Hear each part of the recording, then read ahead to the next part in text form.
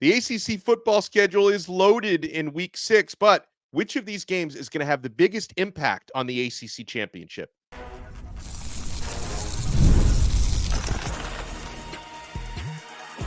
You are Locked On ACC, your daily podcast on the Atlantic Coast Conference. Part of the Locked On Podcast Network, your team every day. Shout out to the everydayers. Thank you so much for making Locked On ACC your first listen and your first watch today. We're available free wherever you get your podcasts. We're free on YouTube. We're part of the Locked On Podcast Network, your team every day. Today's episode is brought to you by FanDuel. Place your first $5 bet and you'll get started with $200 in bonus bets guaranteed. Just visit FanDuel.com to get started. On this loaded episode, we'll talk about how much Florida State has left in the tank, because I feel like this game against Clemson is going to be a big fork in the road for them. How much pride will they play with? How will Brock Glenn look at quarterback this week? We're going to talk about the impact of these week 6 games. And Kenton Gibbs, he's Kenton Gibbs from Locked On Wolfpack. I am Alex Dono from Locked On Canes. There's some spicy games this week, conference versus conference matchups. To me, I think the most important one is going to be SMU riding high off of their blowout win against Florida State last week. They go on to take on Louisville, 22nd ranked Louisville, trying to bounce back from, I thought they played well, but they made too many mistakes on the road at Notre Dame coming off of that loss. But I feel like whoever emerges victorious between SMU and Louisville, I would probably say would be at worst the third best team in the ACC. I'm not sure I necessarily agree with that, only because there are 3 teams right now in the ACC so far with multiple wins over Power 5 teams. If you want to talk about undefeateds with multiple wins over Power 5 teams, there are 3. There is Duke, who beat Northwestern and the Dirty Foot Club, also known as the Tar Heels. There is Miami, who I believe their 2 Power 5s are Florida and Virginia Tech. And then you have the Pitt Panthers with Cincinnati and West Virginia.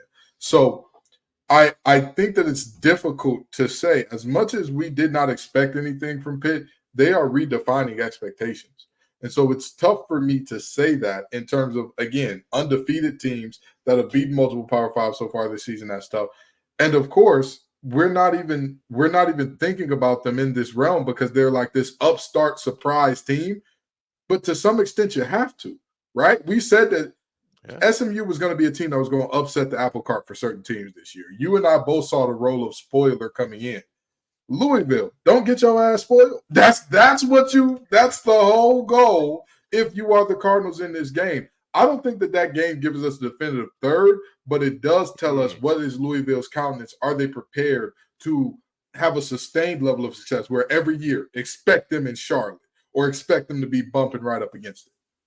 Yeah, I think with SMU, 2 weeks ago, I was really down on them after they lost to BYU, but then that loss has aged really well because BYU is a lot better than people thought they were. And also, it has been noticeable that they've looked better since making the quarterback switch from Preston Stone, not singular, not plural, Preston Stone to Kevin Jennings. Like it really seems to have given that team a lift, and he comes off a career performance against Florida State. So I'm a little higher on SMU, and I'm not just saying that because they blew out Florida State. I think that their loss to BYU has aged very well. But talking about the Pitt Panthers, though, they come off a bye week, so we haven't seen them play in 2 weeks. They are, like you mentioned, undefeated, 4-0 on the season. You want to talk about forks in the road? Like I mentioned, Florida State has one of those games against Clemson because this thing can get way uglier for Florida State, or they could potentially, rally to kind of salvage a season this week. I could say the same thing for North Carolina. I mean, North Carolina, they're coming off of 2 ugly losses. I mean, the James Madison, that's one of the ugliest losses any Power 4 team has suffered this year. And then they blow a 20-point fourth quarter lead against Duke to lose the game. Duke is still undefeated, by the way. We'll talk about them. But yeah, the last time, like we said, when Pittsburgh this year, they got the win over Cincinnati, which was an impressive comeback, an equally impressive comeback against West Virginia in the backyard brawl. Their redshirt freshman quarterback, Eli Holstein, has, I think, been one of the better stories in college football that not enough people are talking about at this point. So this is going to be a big opportunity for North Carolina to save face a little bit, but also for the Pitt Panthers to show us they're legitimate. Yeah, absolutely. And I'll tell you what, this game in terms of fork in the road, who are you going to be, is going to be vitally important because not only does this set up, well, is North Carolina a serious team or not, or what do they look like? It's also going to tell us about Pitt. With all due Yeah. respect, we can say, hey, Pitt has played better teams than UNC already, but it won't tell us about Pitt from a standpoint of, well, they're playing the best team they played or whatever. It'll tell us about Pitt in terms of maturity. We talk about Holstein being this freshman upstart and week in, week out, kind of just showing up and being Captain Cool in the clutch. That overall is a fairly young team at some key positions. And so you end up asking yourself, how can this team withstand success? Because let's be very honest, at the college football level, you are counting on 18 and 22-year-olds to become the big man on campus and stay focused. You are counting on them to become local celebrities where people are all of a sudden say, hey, man, we love our Steeler football, but I'll tell you what, Panthers are coming. They're coming.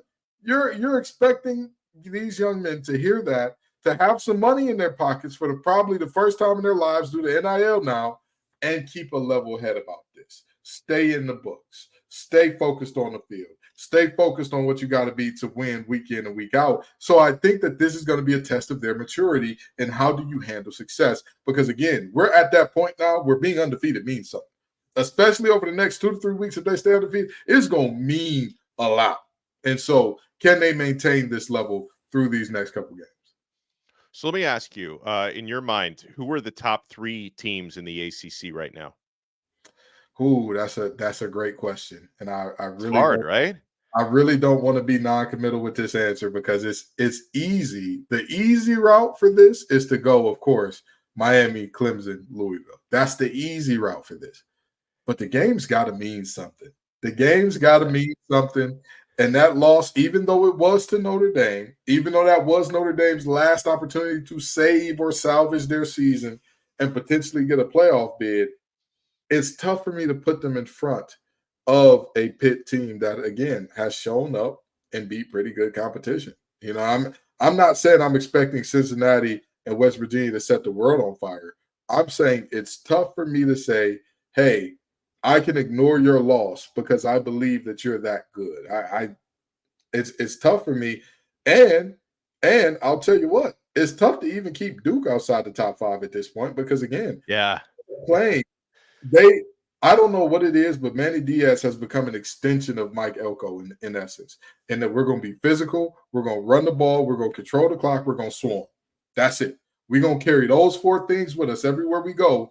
And Lord knows it's been traveling so far. So I would say the top 3 for me, I would go Miami, Clemson, and then Pitt. I would probably say that.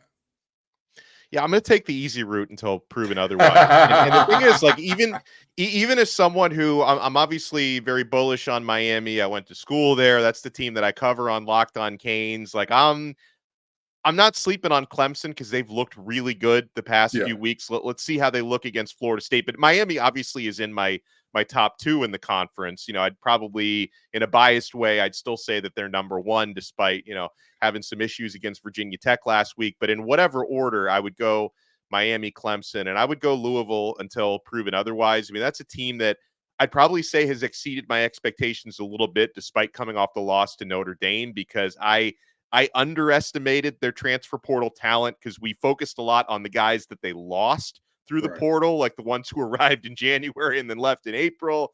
Tyler Shuck has been excellent so far, and he's been awesome in play action. Like, he's just really, he's been healthy, of course, which was the big issue for Tyler Shuck. But I'm definitely open to other contenders, and that SMU Louisville game is going to teach us a lot. We'll talk more about that. I want to do some game picks on the other side, and we'll also talk about what's still left to play for the Florida State Seminoles. If nothing else, like, you want to hold on to some of your recruits. They just lost a 4-star receiver who decommitted this week. Like, it hard times right now in Tallahassee. We got Kenton Gibbs here from Locked On Wolfpack. I am Alex Dono from Locked On Canes. We're only getting started. You want to keep it locked right here on Locked On ACC. Folks, I'm so excited with the partnership that we have here on the Locked On Network with Roy. Roy gives us the opportunity. It's a new platform that lets us make contributions directly to our favorite athletes. It's time to highlight our player of the week this week. You can download Roy for iOS or Android and enter our referral code Locked On, and you'll automatically be entered into a sweepstakes to win $5,000 cash. No purchase necessary, void where prohibited. This week, we have selected Kevin Jennings, quarterback from SMU, as our Roy player of the week because Jennings pulled off the blowout win against Florida State, career high 254 passing yards, 3 touchdowns, no interceptions, and most importantly, the Mustangs got their first ACC win in their first ACC game. So that was history made for SMU, and quarterback Kevin Jennings was a big part of that. So we're giving Kevin Jennings $100 on Roy. If you were as impressed as we were with his performance on Saturday, you can show him some love too. Just hop on Roy and throw in a few bucks. If everyone pitches in just $10, it's going to add up fast for Jennings. Now, you have the chance to show your appreciation for Kevin Jennings and his standout performance this week, as well as what he'll continue to bring to that program. Get off the sidelines and into the NIL game with Roy. Thank you so much for making this episode of Locked On ACC your first listen and your first watch today. For your next listen, make sure you check out Locked On College Football. Our guy Spencer McLaughlin does an awesome job talking about all the big stories and big games in college football. So check out Locked On College Football, available free wherever you get your podcasts. And like this show, it's available free as well on YouTube. So Kenton, what are you thinking about the SMU at Louisville game this week? Now, I think I'm going to go back to something that we talked about before the season even started. Is SMU's offensive line going to hold up against low-key one of the better defensive lines in the country? We all know about Ashton Gelati, but Louisville's defensive line has been playing really good. Now, Jennings has actually done really well throwing against pressure this year. He's going to need a lot of that. It's going to be difficult to run the football against Louisville, but to me, I look at the Louisville defensive line versus the SMU offensive line as the matchup that's probably going to decide this game. That Louisville will present for SMU is, like you said, the defensive line is elite, and we're not just talking Gelati. We're not just talking Ashton when we're saying, hey, these guys can get after your quarterback like nobody's business. Hey, these guys are getting into the backfield. They're creating knockback. They're reestablishing line of scrimmages like nobody's business. And just for reference, just in case you don't believe us, the leading sack man on that team is not Ashton Gelati. The second leading sack man, the third leading sack man is not Ashton Gelati. That is, Dono and I are not telling you this. Just we have watched the games. They have multiple guys, exterior, interior, that can get it done. Gelati is the big name. He draws the double teams. He is the one that makes teams adjust to him. But guess what happens when you have to double a guy, okay? Let's do the math here, Donna. You have 4 versus 5. Defensive line, generally, you're looking at 4. Offensive line protection, you have 5. What happens when you double one guy? So what happens with the other guys? It becomes 3-on-3. You get 3 one-on-ones. Everybody named Ashton is going to get a one-on-one. I'm telling you, them some bad boys in those one-on-one situations. So I look at this game in terms of, if I'm looking at it from both sides, Louisville, don't make the big mistakes. That's literally their goal. If you don't make the big mistakes, I believe Louisville is the better team in this game. They showed it against Louisville. When they weren't making mistakes, when they weren't shooting themselves in the foot, they were good. They were moving the ball. They were getting stops. But it just happened to be those 1 or 2 key moments where you make the big mistake that hurts you. If I'm SMU, my question is, can I stay ahead of the sticks? If you get behind them, I'm telling you, you talked about Jennings being good against pressure. The problem is Louisville will not need to bring extra guys down into that box in terms of passing situations to get freaky with the blitz packages to create pressure. I believe that they're that much better up front that they can say, hey, we're going to rush 4, drop 7. Good luck. Block them. Have fun with that. And so if they are constantly behind the sticks, Louisville walks away with one real easy here. Yeah, I think Louisville is going to make SMU wish that you could play Florida State every week. If it only it could only be that easy, right? Now, College Game Day is going to be in Berkeley, California for the first time ever They're going to be covering number 8 Miami, 5-0, taking on the Cal Golden Bears, 3-1. Now, they're coming off a bye week. Prior to that, they suffered a setback against Florida State. So shockingly enough, that was FSU's one win, but they have upset Auburn on the road this year. They get to host Miami. Now, there's a couple of key matchups here for me in this one, Kenton. I think an area where Miami can have a big advantage is Miami's defensive line versus Cal's offensive line. Cal has given up 13 sacks in the last 2 games, 16 on the season. They have not protected Fernando Mendoza well. Miami's got one of the most disruptive defensive lines in the country, and Ruben Bain is expected back off of injury. He hasn't played since the first defensive possession of the first game. So Miami's defensive line versus Cal's offensive line. Cal needs to hold up. And then Miami's offense versus the turnover-happy Cal defense. Now, a lot of those were gift wrapped by Peyton Thorne, Auburn's quarterback, but Cal's got 10 interceptions this year. They lead the nation in interceptions. That defensive backfield is no joke. And, you could always expect Cam Ward to play well, but you'd never know which turnover version of him is going to show up in terms of, how many giveaways is he going to have to make some of the big gunslinging plays that he makes. So can Cal win the turnover battle, and can they stop Miami's defensive line even a little bit? The reality is Cam Ward's not shy about saying, I can fit into that tight window. He's not shy about saying, I can avoid these 3 defensive linemen and this one linebacker and make a play. He's not shy about saying that. The problem with not being shy about both of those things is the ball finds its way to the other team a little bit when you do so. And you have a very stingy, a very aggressive Cal defense that loves when that ball is in the air, because those defensive backs feel like it's not your ball anymore. It's ours. You've given up possession. Let's see who can go get it. Now, the thing about this game, like you talked about, can they protect Mendoza is absolutely a question. But an even bigger question, can you protect Mendoza by running the ball well? The easiest pass where quarterbacks are least likely to be sacked is a handoff, ladies and gentlemen. I get it. I know that's not a pass. It's a joke. So with that in mind, can they have that breakout game from Jaden Ott? Can they have that moment where the Cal backfield shows off its depth and talent in a way that's like, damn, did they just kind of take Miami out to the woodshed? Because again, you and I have talked about this, and you and I would agree that Miami is still the best looking team in the ACC right now.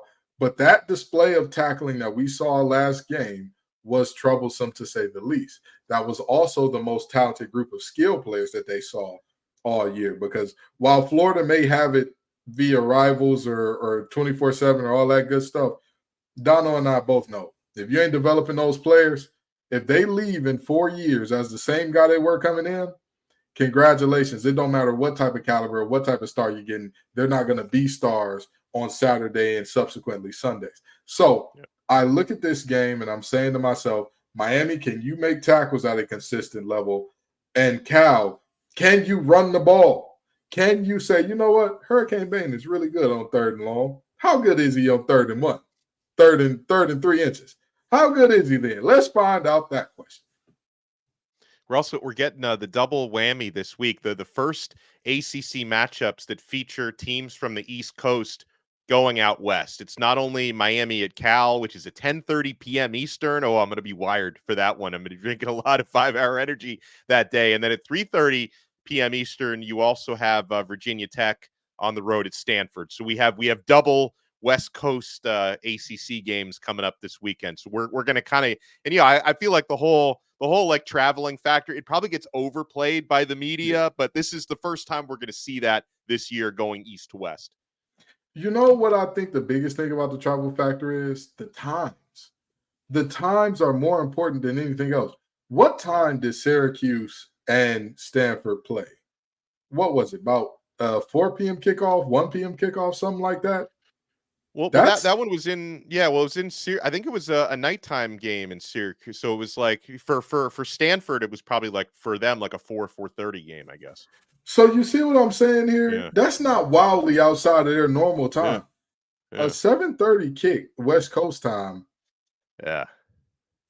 What time? Let's say the game lasts about average game, we'll say about 2.5 hours in total, or Oh, more 2 than that, hours. like probably 3.5. Okay, Yeah. so let's say 3.5 hours. If it kicks off at 7:30 in West Coast time, that means 10:30 in East Coast time. That means 3.5 hours from 10:30 East Coast time. What time are you at toward the end of that game in 2 East Coast a.m. time?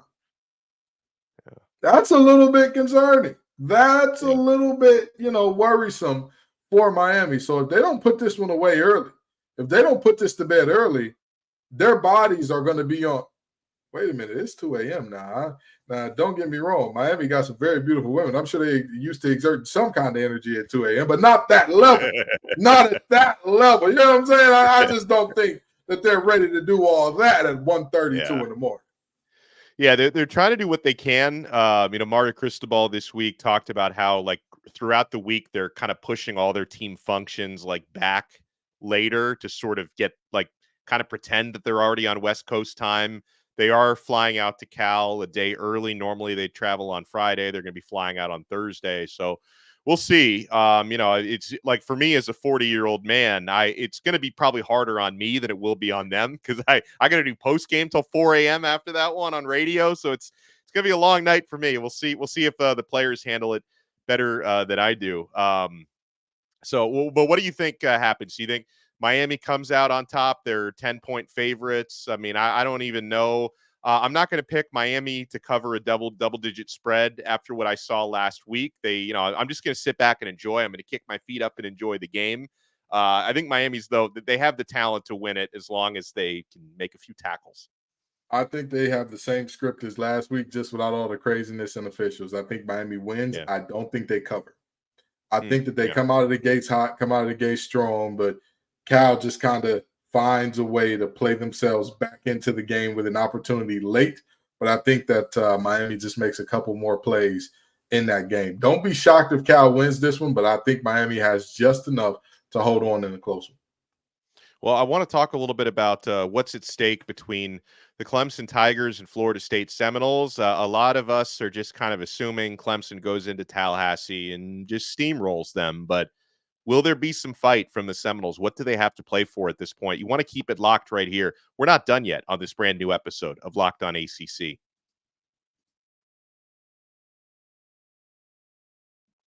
And I already know you're keeping it locked to FanDuel. Guys, all these big games coming up this weekend. You got Miami, 10-point favorites at Cal. You've got the Clemson Tigers, 14.5-point favorites at Florida State. Virginia Tech favored by 7.5 at Stanford. NC State favored by 5.5 at home against Wake Forest. You want to check out all of this action on America's #1 sports book, and that's FanDuel. I love the FanDuel app. And hey, NFL fans, you can start the season with a big return on FanDuel. So when you get a hunch in the middle of the game, you can check out the latest stats, view live play-by-play, and so much more on the same page where you place your bets. You'll get started with $200 in bonus bets guaranteed when you place your first $5 bet. That's FanDuel.com, America's #1 sportsbook. Thank you so much for making this episode of Locked On ACC your first listen and your first watch today. We're free wherever you get your podcasts. We're free on YouTube. We're part of the Locked On Podcast Network. Your team every day. Kenton Gibbs, by the way, my co-host, is a former NC State defensive lineman. So I'd like at any level, Kenton, high school, college, were you ever in a situation like Florida State where it's just things get so ugly a month into the season and now they've reached this crossroads, and like, what do you think their locker room is like right now? And how can they pull themselves out of this when a team that a lot of folks picked as maybe an undefeated one-loss team have already lost? They had already lost 4 games before the calendar turned to October. In all honesty, I have never been on a team with as high expectations and as low of performance as this ever. Yeah. I've never been a part of that. I'm not gonna pretend like, hey, I was the secret glue that kept us from being that team. I think that I was a pretty good player back in my day, but I don't think that I've ever experienced something like the amount of apathy that I'm seeing from Florida State as a team and as a unit. This is something that's weird. I watched the video of Coach Norvell doing the pre-practice sprint that went viral. and there was one guy racing them, and everybody else is just kind of, you know. And then the next day, apparently, and I didn't watch the next day, but I was told the next day everybody shows up and goes really hard and all that. Right. Probably because they saw the video go viral of the day before. Are y'all not embarrassed? Are you not ashamed?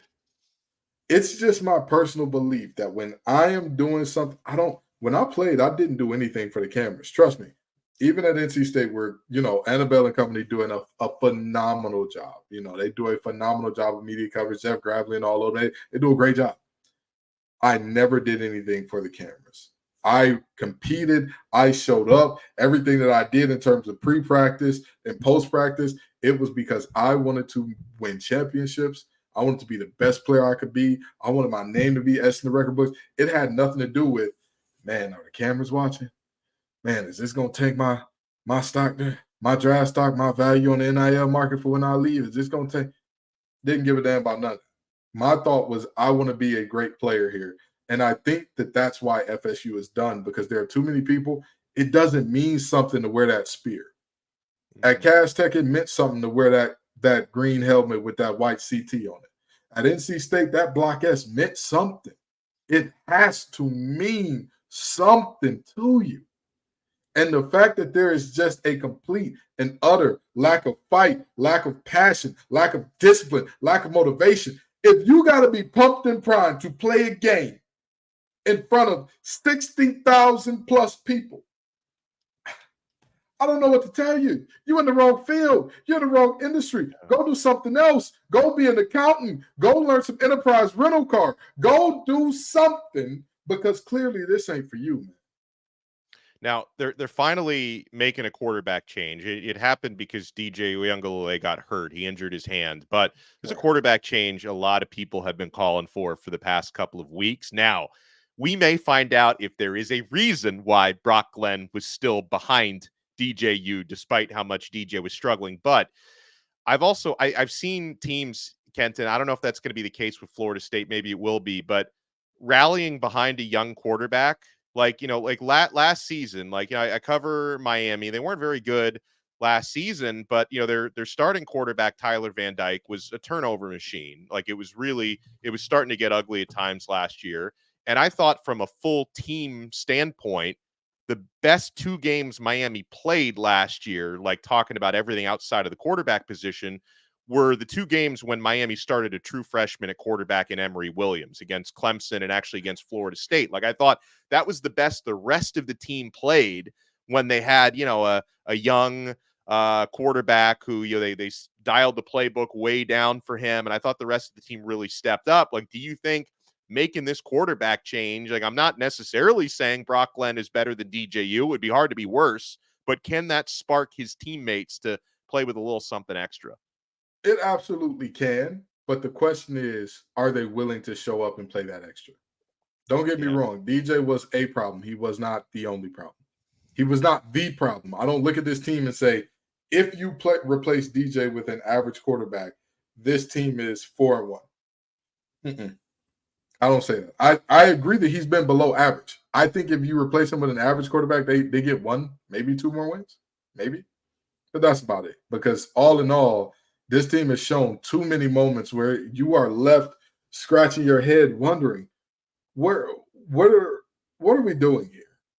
What type of operation is this? So all in all, I'm looking at this situation and I'm saying to myself, hey, DJ and his benching could spark the team. It could.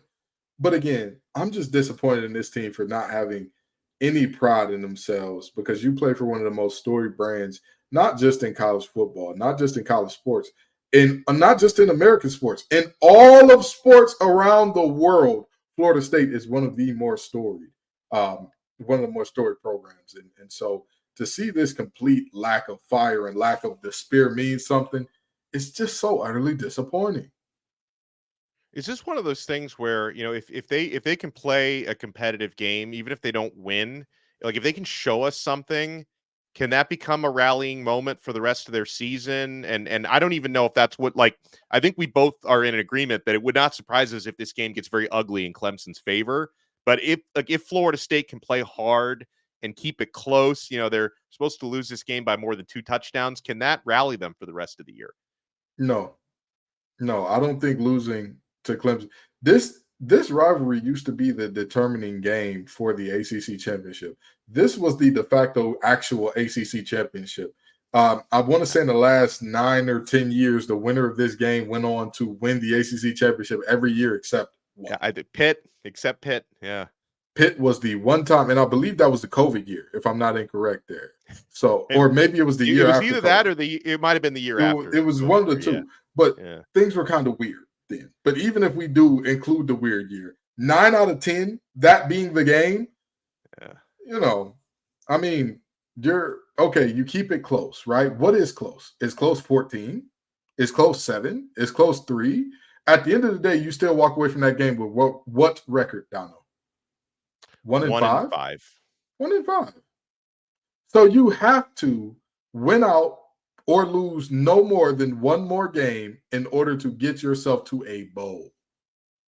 This team they're deeply unserious right now. So I don't think anything short of a win sparks and is a catalyst for this team going forward. Now, do I think it's possible that they win? There is a world where that happens. There is. Yeah, sure. Despite the fact that I've seen absolute liver mush from this team so far, there is a world where they win this football game. In that world only, do we see this Florida State team turn their season around. I don't see losing close being enough for them to say, all right, I'm motivated now. We know we can play with the big boy.